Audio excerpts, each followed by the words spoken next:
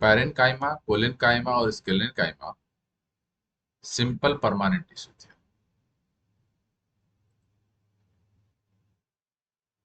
हम लोग आज उसके आगे कॉम्प्लेक्स परमानेंट टिश्यू के बारे में पढ़ेंगे। यहाँ आप स्क्रीन पे हेडिंग देख रहे होंगे, लिखा है complex permanent tissue.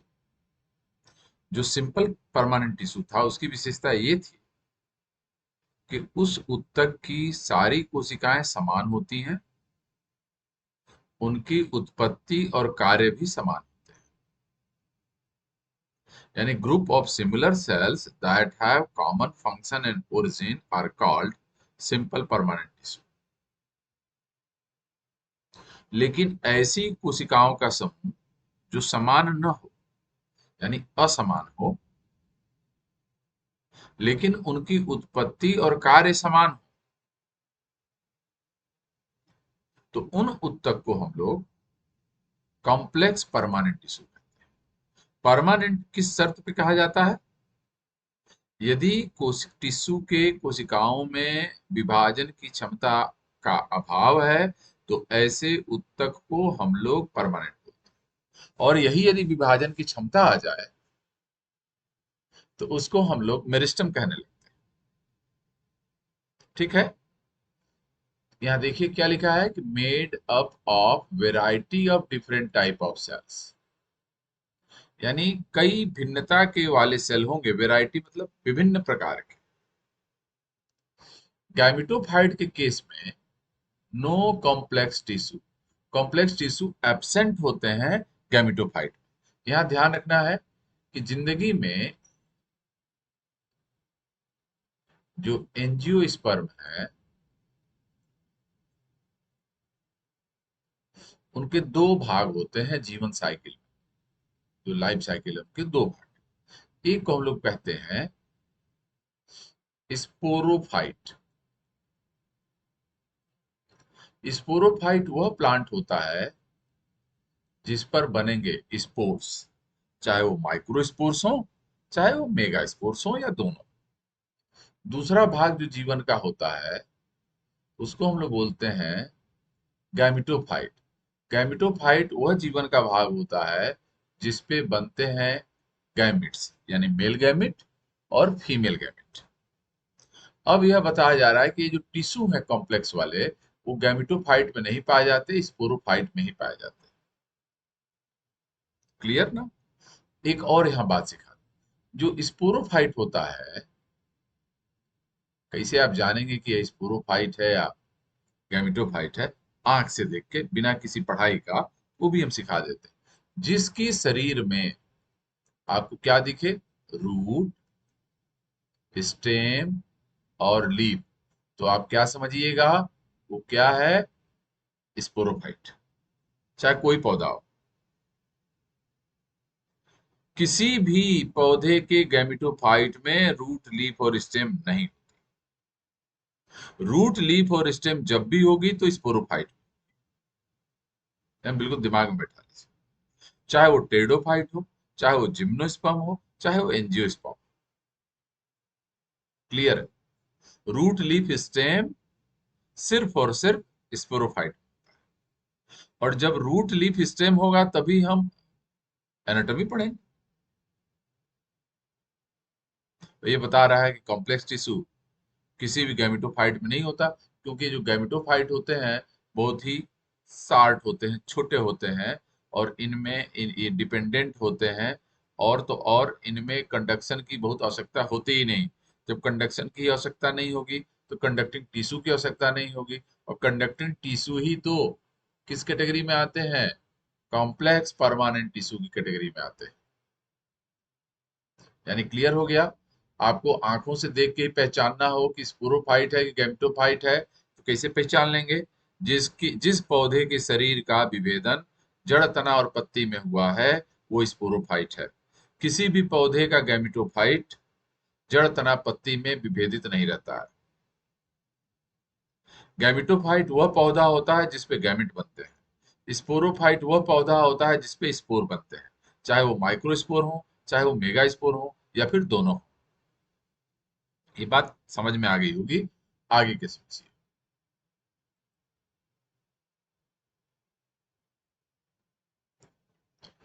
There exist two kinds of complex tissue. Complex tissue कह रहे हैं कि दो प्रकार में एग्जिस्ट करते हैं। एक का नाम जाइलम और एक का नाम फ्लोएम। जाइलम से वाटर का कंडक्शन होता है। Water conducting tissue is xylem. और मूवमेंट फूड का मूवमेंट कहलाता है ट्रांसलोकेशन। जो फूड का मूवमेंट है बेटा, वो फ्लोएम से होता है। यानी जल जाइलम और फूड फ्लोएम। यानी कंफ्यूज नहीं होना है कि खाना शरीर में पौधे के किस चीज से जाएगा, किस ऊतक से जाएगा। पानी पौधे के शरीर में किस ऊतक से जाएगा, तो जल जाइलम से जाता है और फूड फ्लोएम से जाता है। और जल ये जाने वालों जो चीज ले जाएंगे उनको हम कंडक्टिंग टिश्यू कह देंगे। जो कंडक्शन करें वो कंडक्टिंग टिश्यू है।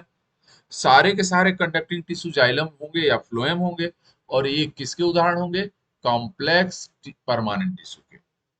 अब एग्जाम में आएगा कि निम्नलिखित में से कौन सा ऐसा ऊतक है जो विभिन्न प्रकार की कोशिकाओं से बना रहता है या बना होता है।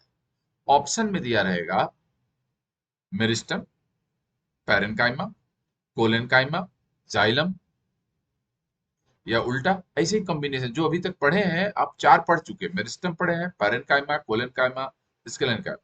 इन चारों की कोशिकाएं समान प्रकार की थी।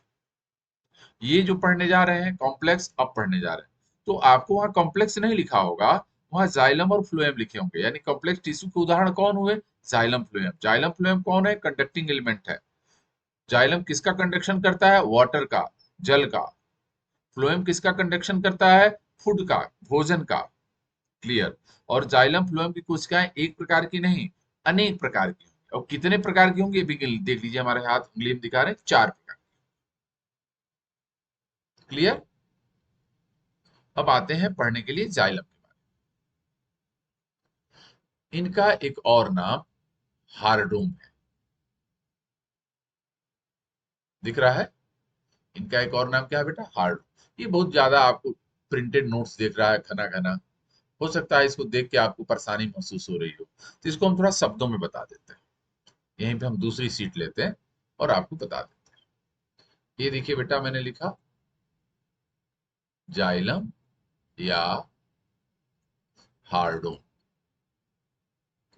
ठीक। अब एक बात याद रखना पे, ओरिजिन के आधार पर। किस बेसिस पे? On the basis of origin. Xylem की दो कैटेगरी। एक को बोलेंगे प्राइमरी जाइलम, दूसरे को बोलेंगे सेकेंडरी जाइलम। प्राइमरी जाइलम की ओरिजिन प्रोकैम्बियम से, सेकेंडरी जाइलम की ओरिजिन कैम्बियम से होती है। बिल्कुल साफ साफ। जो प्राइमरी जाइलम होता है ये फर्स्ट फॉर्म्ड होता है, पहले बनता है। जो सेकेंडरी शब्द आता है वो बाद में आएगा, बाद में बनेगा। इसके पास यानी प्राइमरी जाइलम में जो कंपोनेंट होते हैं, इनके जो कंपोनेंट हैं वो कौन कौन से हैं, ये भी हम लिख देते हैं। एक तो होगा ट्रैकियरी एलिमेंट।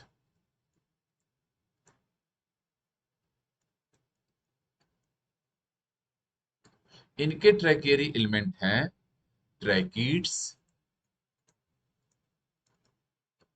Plus vessels. इनके ट्रैकियरी एलिमेंट हैं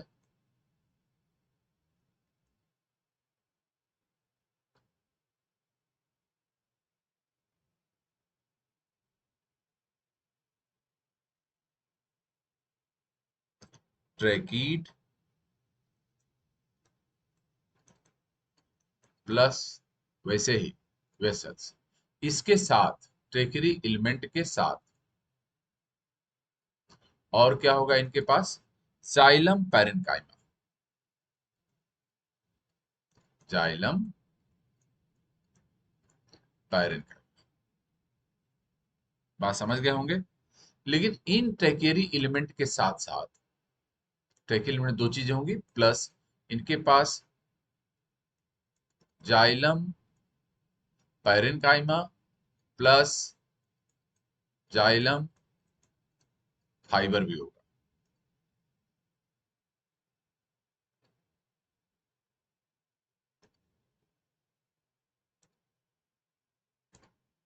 दिख रहा होगा अब आपको, जाइलम फाइबर भी होगा, जाइलम पैरेन्काइमा भी होगा, ट्रैकीड्स भी होंगे, वेसल्स भी होंगे, किसमें, सेकेंडरी जाइलम। सेकेंडरी जाइलम और प्राइमरी जाइलम किस आधार पर बांटे गए हैं, ओरिजिन के आधार पर। ओरिजिन के आधार पर प्राइमरी जाइलम की ओरिजिन किससे होगी, प्रोकैम्बियम से। सेकेंडरी जाइलम की ओरिजिन किससे होगी, कैम्बियम से। प्राइमरी जाइलम के कंपोनेंट है जाइलम ट्रैकीड वेसल्स, जिसको हम लोग सामूहिक तौर पे ट्रैकेरी एलिमेंट कहेंगे। साथ में क्या होगा, जाइलम पैरेन्काइमा। लेकिन सेकेंडरी जाइलम में, ये हम बीच में ऐसे लाइन खींच दे जिससे आपको कंफ्यूजन ना हो, ट्रैकेरी एलिमेंट के साथ जाइलम पैरेन्काइमा भी होगा और जाइलम फाइबर भी होगा। यानी ये जो जाइलम फाइबर है, यह प्राइमरी जाइलम में नहीं पाया जाता। प्राइमरी जाइलम सेकेंडरी जाइलम से पहले बनता है। बात समझ रहे हैं। और इस दोनों की पढ़ाई करने से क्या समझ में आया कि जाइलम के चार कंपोनेंट हुए। एक का नाम ट्रैकीड्स, दूसरे का नाम वेसल्स, तीसरे का नाम जाइलम पैरेन्काइमा और अंतिम चौथे का नाम जाइलम फाइबर या स्क्लेरेन काइमा। इसी को हम लोग क्या नाम देंगे, फाइबर। जाइलम के जगह पे हम लोग एक और टर्म यूज करेंगे, वुड शब्द यूज कर सकते हैं। यानी वुड पैरेन्काइमा भी बोलेंगे, वुड फाइबर भी बोल सकते हैं। वैसे इसका एक और नाम हमने क्या सिखाया जाइलम का, हार्डोम। तो आप लोग समझ गए होंगे, ये जो जाइलम है इसके प्रकार ढंग समझ गए होंगे। आपको ये भी दिख रहा है कि जाइलम में चार विभिन्न प्रकार की कोशिकाएं होती हैं। इन चारों के नाम हमने यहाँ लिखा है, वन ट्रैकीड्स, दूसरा वेसल्स, तीसरा जाइलम पैरेन्काइमा और चौथा जाइलम फाइबर। इसके पहले जो पढ़ाई थी उसमें एक ही प्रकार की कोशिकाएं थी। इसमें इस चार में से ट्रैकीड प्लस वेसल्स को मिलाकर एक टर्म यूज किया जाता है, उसको बोलते हैं हम लोग ट्रैकियरी एलिमेंट। ट्रैकियरी एलिमेंट उनको कहते हैं जो कंडक्शन में रोल प्ले करें, यानी कंडक्शन की जिम्मेदारी ट्रैकीड और वेसल्स निभाएगा। पैरेन्काइमा का काम होता है फूड का स्टोरेज करना, फाइबर का काम है मैकेनिकल स्ट्रेंथ प्रोवाइड करना। तो जो अभी हम समझा रहे हैं आपको जाइलम का, एक आइडिया देने की कोशिश कर रहे हैं। ये बात आप लोगों को समझ में आ रही हो तो जल्दी से कमेंट बॉक्स में आइए और बताइए। रजनी, बिमला, स्नेहलता, संगीता, सीलम, अखिलेश, जो भी उपलब्ध हैं क्लास में, वो सब लोग आके बताओ बेटा, जो बात हम अभी आउटलाइन आपको दे रहे हैं जाइलम का, ये आपको समझ में आ रहा है।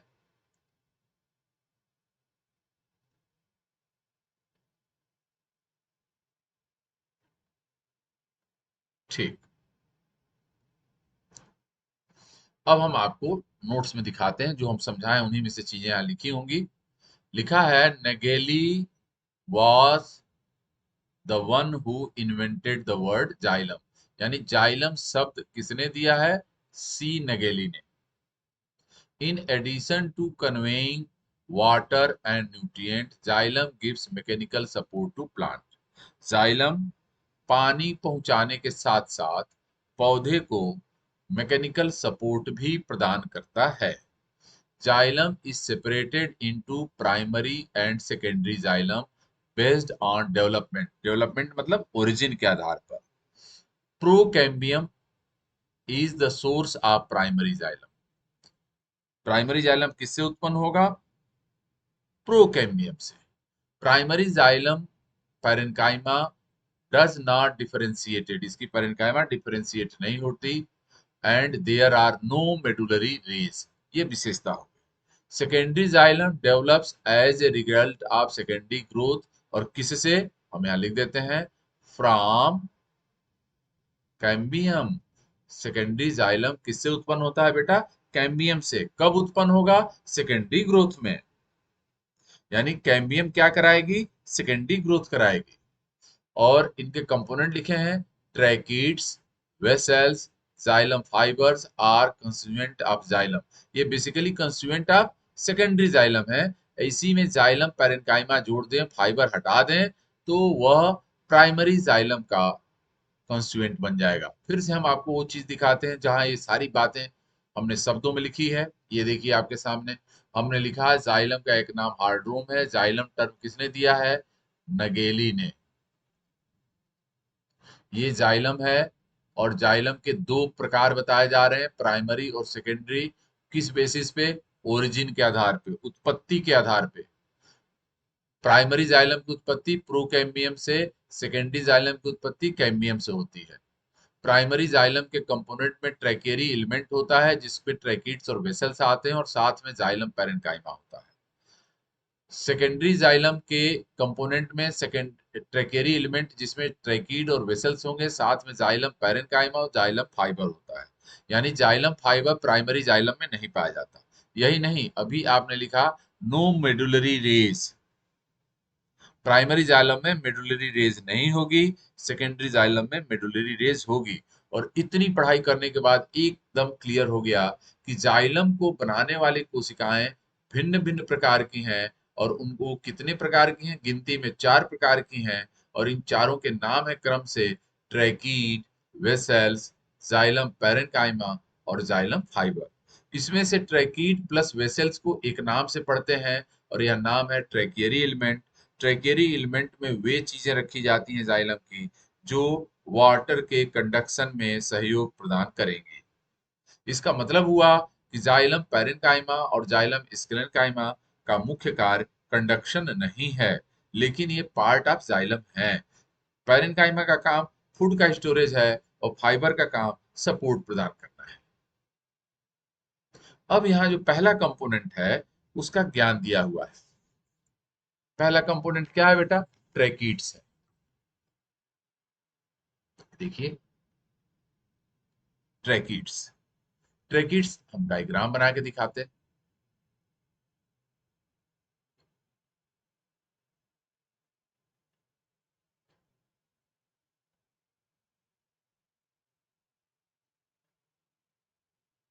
ऐसे इन ट्रैकिड्स में ये सर्कुलर ओपनिंग्स होती हैं, जिनके किनारे डिफाइंड होते हैं, और इन ओपनिंग्स को हम लोग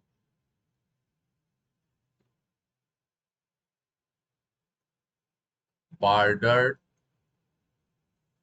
पिट्स कहते हैं। ठीक, ये जो आपको इलांगेटेड पॉइंटेड टिप बनाए हैं, यही आपको एक एक ट्रैकिड, इसमें डायग्राम में 3 ट्रैकिड दिख रहा है। इसमें छेद होते हैं, छेद को हम बॉर्डर पिट कहते हैं। ये याद रखना। अब इसका जो इंड होता है, इस सेल का जो इंड होता है, वो पॉइंटेड होता है, यानी उसमें कोई छेद नहीं होता है। इसके लेटरल वाल पे छेद है, साइड में है। साइड को हम लोग लेटरल वाल बोलते हैं। यानी यहां से पानी निकला तो इसमें एंट्री करेगा, यहां से निकला तो इसमें एंट्री करेगा, यहां से निकला तो इसमें एंट्री करेगा। यानी वाटर का पाइप की तरह कॉन्टिन्यूटी नहीं रहती। एक छेद से निकल के दूसरे में, दूसरे से निकल के तीसरे में पानी नीचे से ऊपर चढ़ता है। ये इनकी क्रियाविधि। इनकी जो वॉल होती है, ये जो वॉल है, ये थिक वॉल होती है। और थिकेनिंग का कारण लिग्निन का जमा होना है। ये बातें याद रखनी है आपको। ये मैच्योर होने पे कोशिकाएं डेड हो जाती है, यानी ये जिंदा कोशिकाएं भी नहीं। ट्रैकिड जो होता है मुख्य रूप से कंडक्टिंग एलिमेंट है जिम्नोस्पर्म्स का, जहां पर वेसल्स नहीं। वेसल्स का पाया जाना एंजियोस्पर्म की पहचान,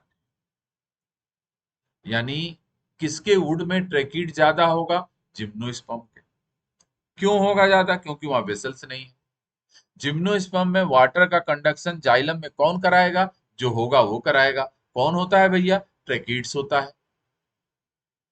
ये बातें आपको दिमाग में समझ में आनी चाहिए। अब हम इसको पढ़ के दिखा रहे हैं, ये तो समझाने के लिए आपको हमने बताया।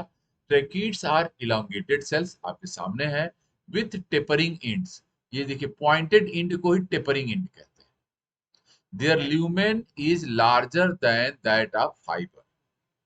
इनके जो छेद हैं बड़े बड़े होते हैं और लेटरल साइड में। Tracheids produce lengthy row when they unite at the end. लंबे लंबे होंगे। These row run from the roots to the leaves via the stem. जड़ से लेके पत्ती तक जाएंगे स्टेम से होते हुए। Tracheids are lignified and dead cells. ये जो बात हम आपको समझा रहे थे कि इनकी वॉल थिक होती है लिग्निन के कारण, और लिग्निन के डिपोजिशन होते ही सेल डेड हो जाती है, यानी इनकी सेल में जान नहीं होती। Various thickening are caused by deposition. कई पैटर्न में इनकी थिकेनिंग होती है, समझ रहे हैं। Bordered pits are mostly found on walls of tracheids. ये हमने ये जो ल्यूमेन है इनको क्या नाम दिया है? बॉर्डर्ड पिट।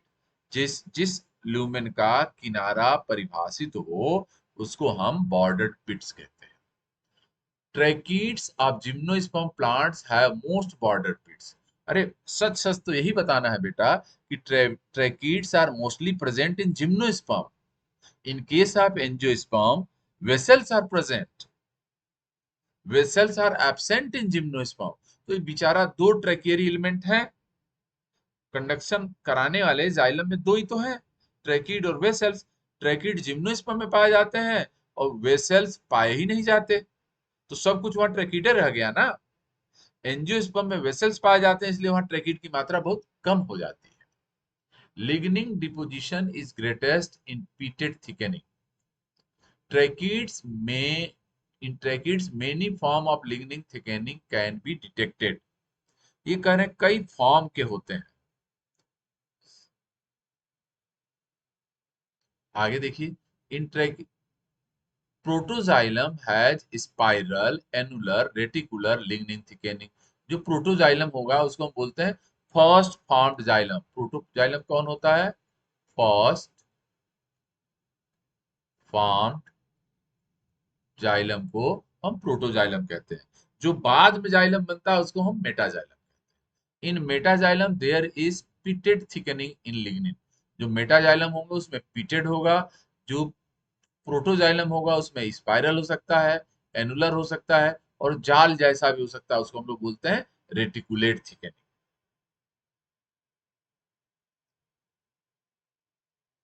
अभी थोड़ा सी बात आपको और बताएंगे ट्रैकिड्स के बारे में। ट्रैकिड्स हैं main conducting main water conducting part of xylem in gymnosperms. Gymnosperm का ये मेन कंडक्टिंग टिश्यू है जाइलम में, वेयर वेसल्स आर एब्सेंट।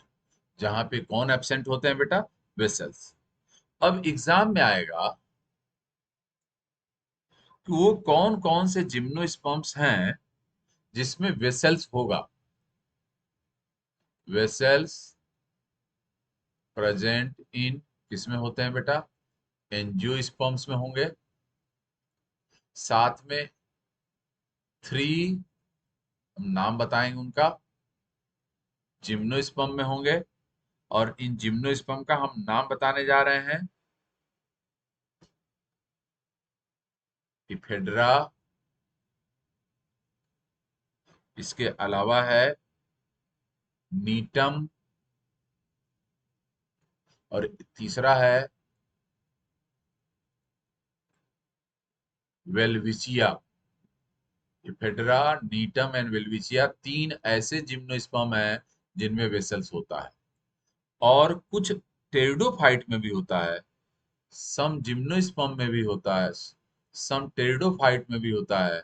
और जिस टेरिडोफाइट में होगा उनका भी नाम हम नीचे लिख देते हैं, जिसमें वेसल्स प्रेजेंट होते हैं।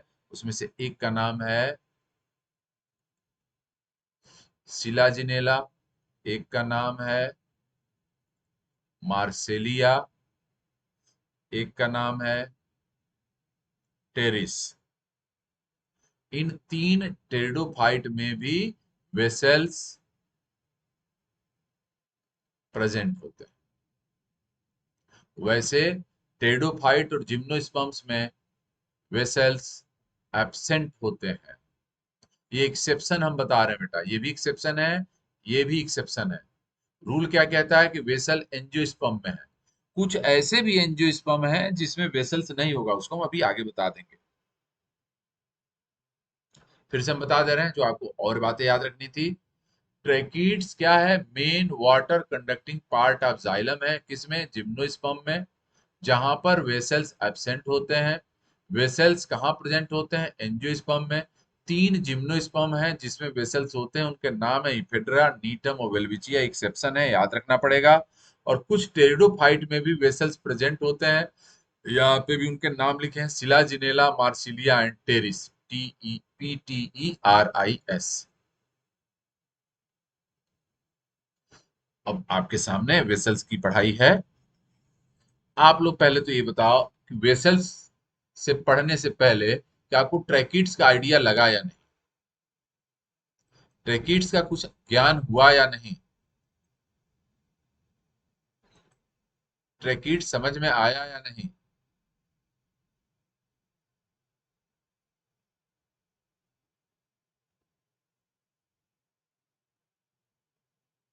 कोई बोल नहीं रहा है। कमेंट बॉक्स में आंसर दीजिए।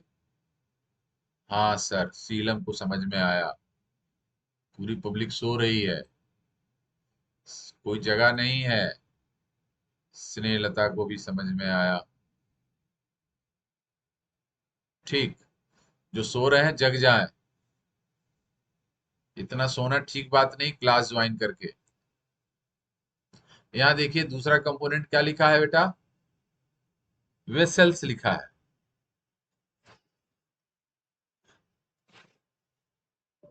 इसका ज्ञान देखिए, ये advance conductive element of xylem है। ट्रैकीड प्रिमिटिव होता है और वेसल्स एडवांस होते हैं। कैसा होगा हम दिखाते हैं। ये रो ऑफ सेल्स हैं, ये बेटा कोशिकाएं हैं जो एक दूसरे के ऊपर लग गई। और जब ऐसा हुआ तो इनका जो बीच की पार्टीशन वॉल थी वो डिजॉल्व हो गई। डिजॉल्व होने से ये एक ट्यूब लाइक संरचना हो गई। यानी इधर से पानी इंटर करेगा तो कॉन्टिन्यूटी ये मेंटेन रहेगी और नीचे से ऊपर पहुंच जाएगा।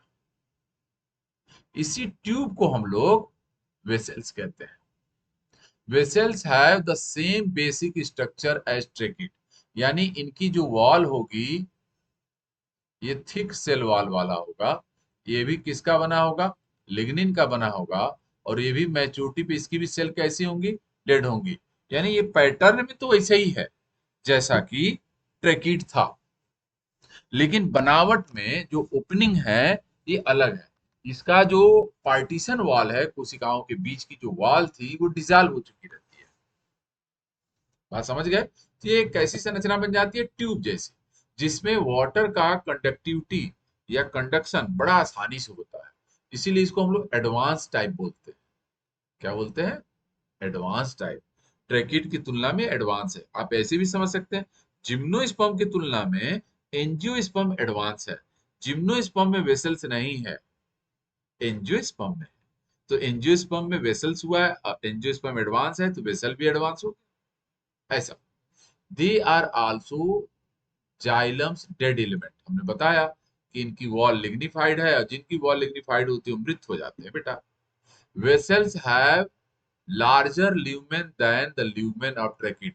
देख रहे हैं, जितना मोटा डायमीटर होगा उतना ही मोटा इसके अंदर ल्यूमेन भी हो जाएगा। पार्टीशन वाल जितनी चौड़ी होगी उतना चौड़ा इसका lumen. Vessels are only found in xylem of angiosperm, अभी हम पीछे बता रहे थे। बट सम जिम्नोस्पर्म्स, नाम देखिए जो हम पीछे बताया वह नाम लिखा है, Ephedra, Gnetales and Welwitschia have vessels as well. यानी ये जिम्नोस्पर्म है तीनों जिसमें वेसल्स नहीं होता। सामान्यतः जिम्नोस्पर्म में वेसल्स नहीं, सॉरी, ये तीन जिम्नोस्पर्म है जिनमें वेसल्स होता है, सामान्यतः जिम्नोस्पर्म में वेसल्स नहीं होता थी, एक्सेप्शन है। और ये बात आपको याद रखनी है। सम एंजियोस्पर्म्स में भी, एंजियोस्पर्म में वेसल्स पाए जाते, लेकिन जो प्रिमिटिव टाइप के एंजियोस्पर्म हैं उनमें नहीं पाया जाता। और उनके नाम भी लिखे हैं, ड्रेसिना, यक्का, डेजिनेरिया, ट्राइमिनेस, विंटेरा, टेट्रासेंट्रॉन, ट्रोकोडेंड्रॉन। देखिए कितने उदाहरण, एक दो तीन चार पांच छह सात, और भी उदाहरण हैं, लेकिन इनको आप याद रखे रहेंगे। ये वे एंजियोस्पर्म हैं, यक्का, ड्रेसिना, ट्रोकोडेंड्रॉन, टेट्रासेंट्रॉन, सूडोविंटेरा, ये सब वो एंजियोस्पर्म हैं जिनके घर वेसल्स नहीं होता, बोलते lack vessels. In absence of transverse septum, ये जो पूरी पार्टीशन वॉल थी इसी को ट्रांसवर्स सेप्टम कहते हैं। Vessels act as pipeline of water transmission, ये देखिए ट्यूब लाइक हो गया, क्योंकि बीच की जो दीवार थी कोशिकाओं में वो घुल गई है, उसका अभाव हो गया, सेप्टम नहीं है, पार्टीशन वॉल नहीं है। There is no horizontal separation called transverse septum, है ही नहीं ट्रांसवर्स सेप्टम, एब्सेंट है between two cells. If so then it is porous, इसीलिए पोरस है। जब स्टेम को काटेंगे, जहां भी ये होगा काटेंगे, तो जैसे ये सेक्शन हम काट रहे हैं इसमें वेसल्स ऐसे ऐसे दिखेंगे आपको, तो वुड का नाम क्या हो जाएगा, पोरस वुड। पोरस वुड कब कहेंगे, जब उसमें क्या हो, वेसल्स। अब ध्यान दीजिए ना, अब आएगा एग्जाम में कि जिम्नोस्पर्म का कौन सा जिम्नोस्पर्म है जिसकी वुड पोरस होती है, इसका मतलब उसके पास वेसल्स होना चाहिए, और उसके नाम है नीटम, याद रखिएगा। Therefore, xylem vessels are more effective than tracheids. ये इफेक्टिव इसलिए है कि इनका लूमेन चौड़ा है और ट्यूब जैसा है, इनको पानी की कॉन्टिन्यूटी भंग नहीं होती। These vessels usually contain simple pits, ये भी एक गुण है। ट्रैकिड्स में कैसा पिट था, बॉर्डर्ड पिट, वेसल्स में कैसा पिट होगा, simple pit. The thickening of wall is same as that of tracheid, जो इनकी सेल वॉल थिकनेस है वो वैसे ही होती है जैसे कि ट्रैकिड की होती है। In absence of transverse partition xylem vessels act as pipe when conducting water, pipe वही ट्यूब को जिसको बोलते हैं हम लोग, ट्यूब को ही पाइप समझिए बोलते हैं। तो ये सारे गुण वेसल्स के हैं। आप लोगों को वेसल्स का आइडिया लगा तो बताइए, यदि कोई चीज न समझ में आई हो तो भी पूछ सकते हैं, जल्दी बताइए कमेंट बॉक्स में आके। वेसल्स का आइडिया लगा आपको,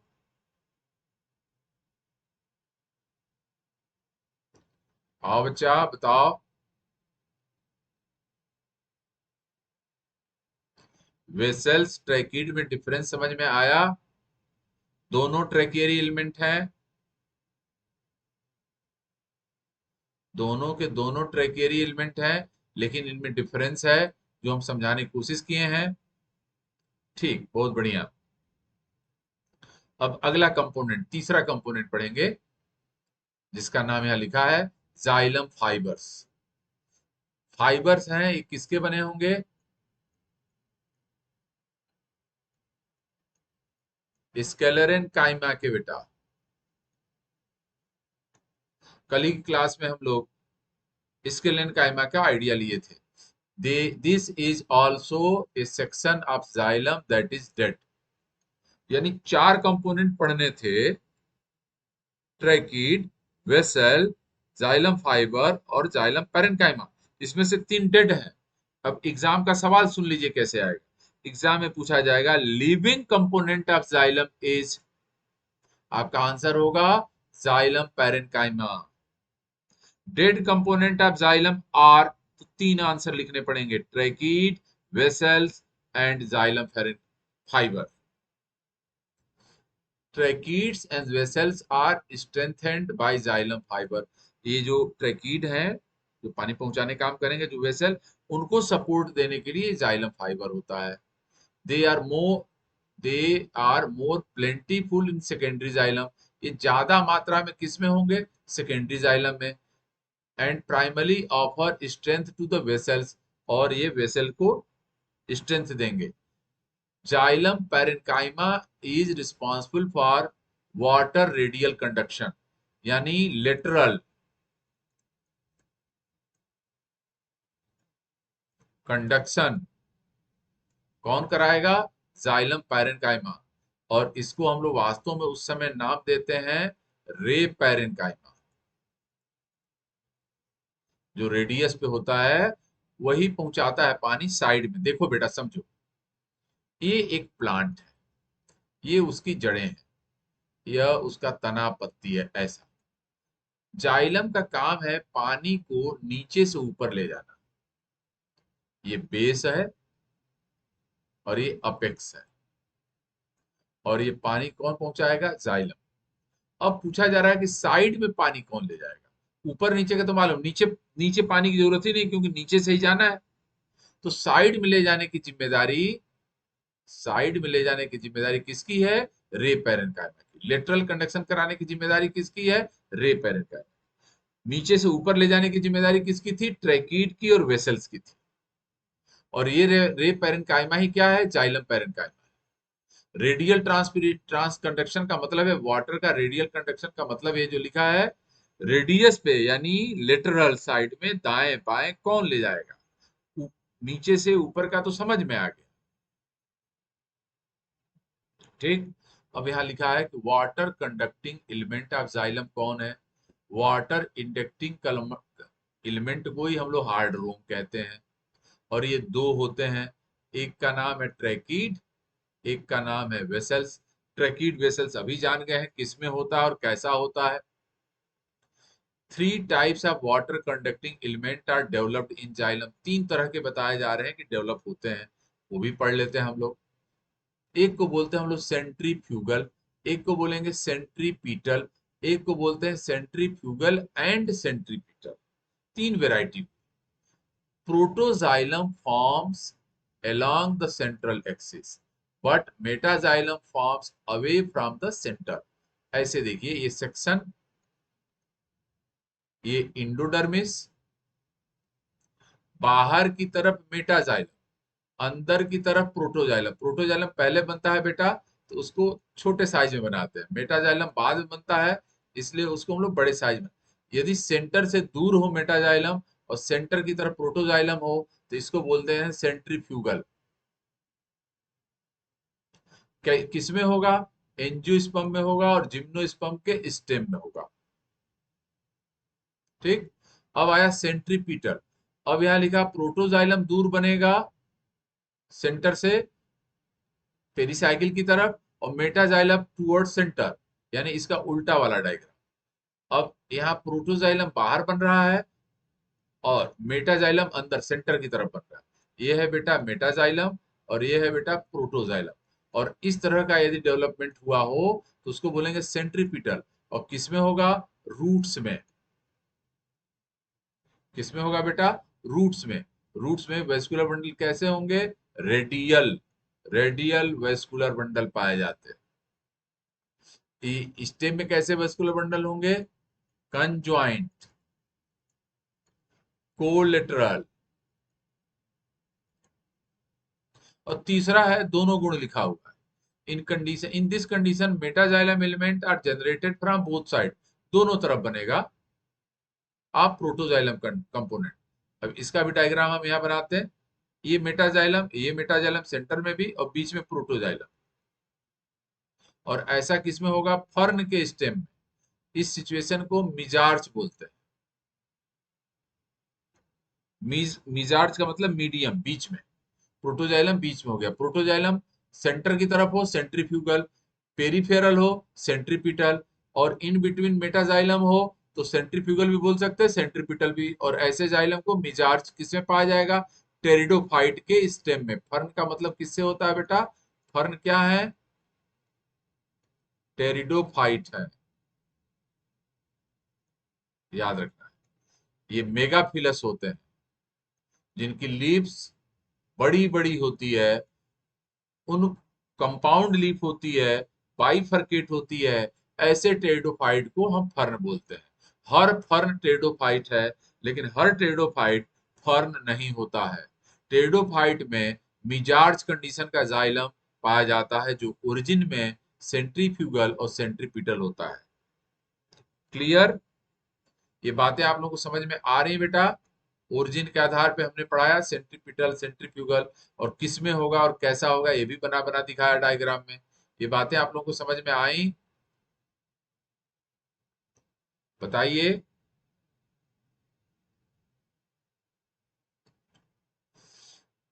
बताओ बच्चा लोग।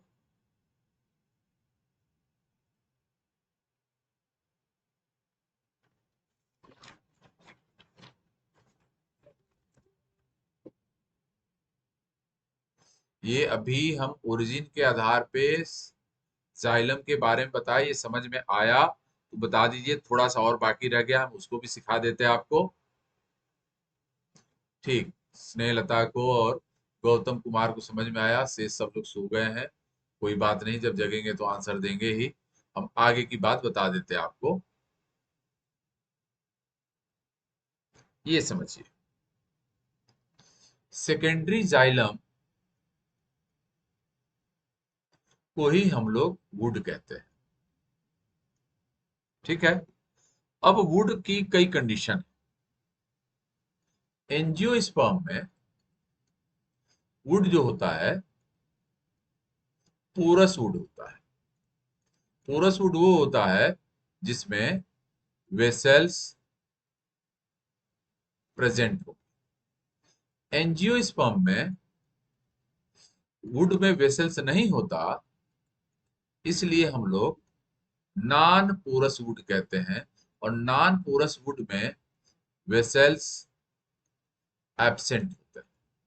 अब यहाँ ध्यान आपको ये रखना है कि एक्सेप्शन का ध्यान है। कुछ ऐसे एंजियोस्पर्म हैं जिनमें वेसल्स होना चाहिए, नहीं है। कुछ ऐसे, हमने यहाँ गलत लिख दिया बेटा, यहाँ जिम्नोस्पर्म लिखना था हमें।